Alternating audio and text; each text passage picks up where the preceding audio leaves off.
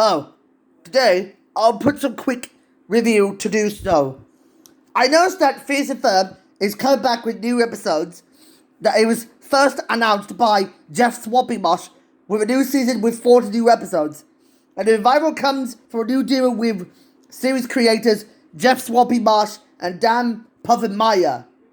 So, they will both return to produce the new episodes split across 2 new seasons. As a result of this, I've learned that there's something interesting about the brand new Phineas and Ferb reboot series. They said that it's been a great pleasure of our creators to see our entire generation of kids embrace the characters and the humor of this show.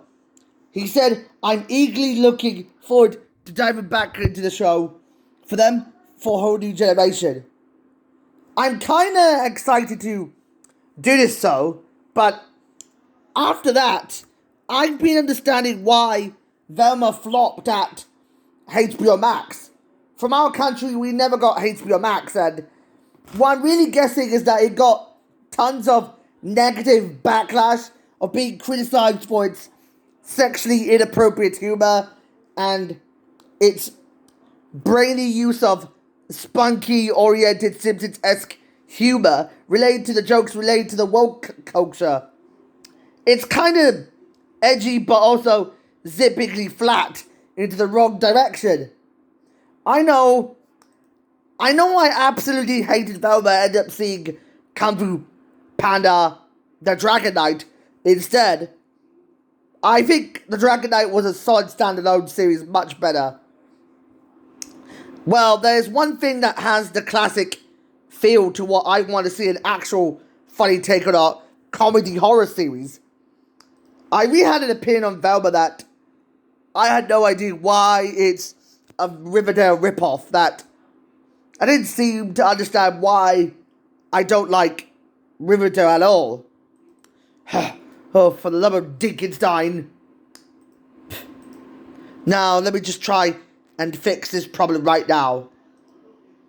Now, let's try and tackle on a brand new topic of mine, and it comes from Tim Burton.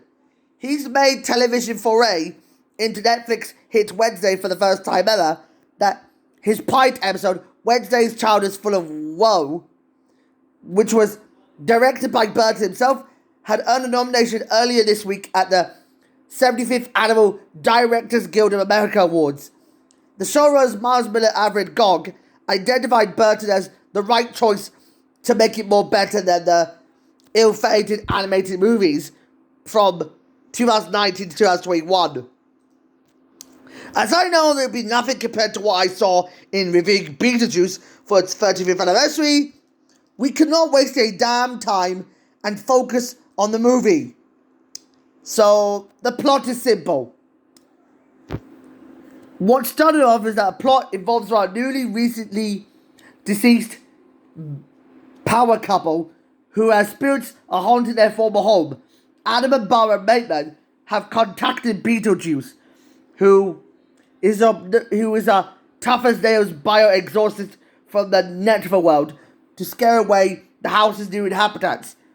But little does Beetlejuice know, he met some girl named Lydia Dietz to do his bidding to get back his shape-shifting powers, for real. This movie, which was a critically commercial success, officially made its debut on March 29th, 1988, on a budget of $15 million. According to the Greatest Movies Wiki of what I saw in Beetlejuice, this movie, however, adopted a box office budget of $84.6 million.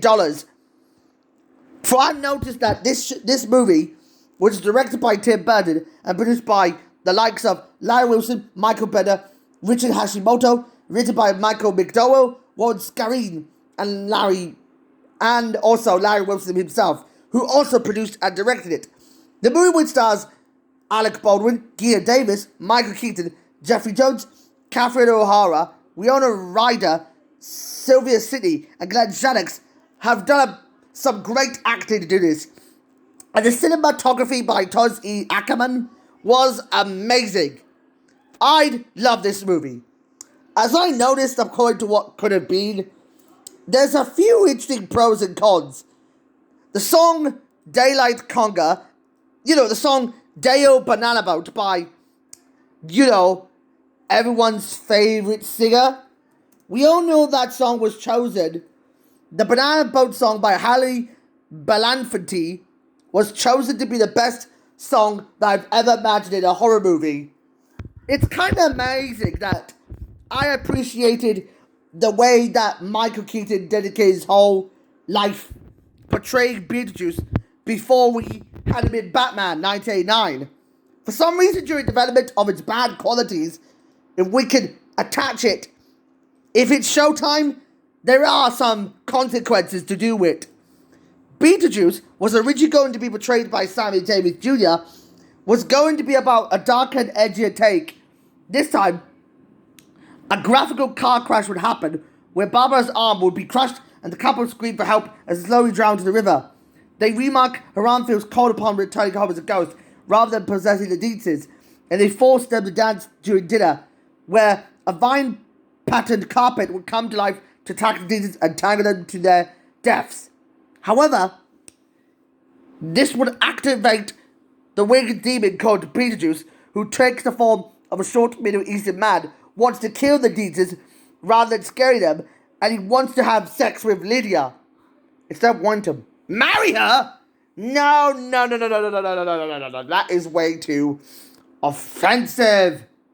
What I saw and what I learned about ants is that, according to Word of God, according to the whole complete monster trope thing, where Mandible was just a megalomaniacal dictator who wants to kill worker ants to get revenge on unleashing a superior use of genocide to kill all the worker ants to death, so he can impress his girlfriend, Princess Banner, for no reason. This doesn't make any sense. And also, the funniest thing from that concept, he will be exhumed from his grave. To be summoned, he will be free to wreak havoc, or else he can't be summoned or controlled by saying his name 3 times, or else he would be wandered freely, appearing to torment everyone within his use of manifestations. Even though Beetlejuice committed suicide by hanging over himself over worrying that he got drunk, it got botched a job and made it more like a quick snapped neck, like a snapper turtle. Although the Beetlejuice snake-like appearance form looks kinda terrifying. Although the CG animation of Beetlejuice's snake form looks really bad in my opinion. But however, Word of God mentions that even the CGI animation of Scooby-Doo's live-action self looks pretty better in my opinion than Beetlejuice's awful use of CGI for that giant snake creature. That's weird. Well, we were looking at you, Clayface. If you picture clay animation, and you put a little bit of 2.5D onto it, that sounds like a fun idea to do so. Yeah, speaking of clay animation, you could put stop motion to the limits. I had nothing to do with what Wallace and Gromit and Chicken Run. They both had better claymation. That applies to Flushed Away, Shaun the Sheep, and the Pirates and Early Man. Yeah. Speaking of that, I had no idea why he would drop an F-bomb at one point when he grabs the crunch and honk it like some sort of class clown. Although he wants to marry Lydia, that makes him act like some sort of a goddamn pedophile. What kind of idea of a concept of a movie is like? For some reason, it's blatant of how Monkey Bone came to be. For some reason, Monkey Bone was depicted as some sort of a pervertedly sex-crazed, rascally raunchy monkey who just wants to pretty much take over the body of Brendan Fraser for some reason. It's kind of awful, but also, we're moving out of the way of the qualities and thinking about the real castings. Alyssa Milano was auditioning for the role of Lydia Deetz. Although Winona Ryder was chosen, Milano, however, would later be involved in another new idea of a TV show.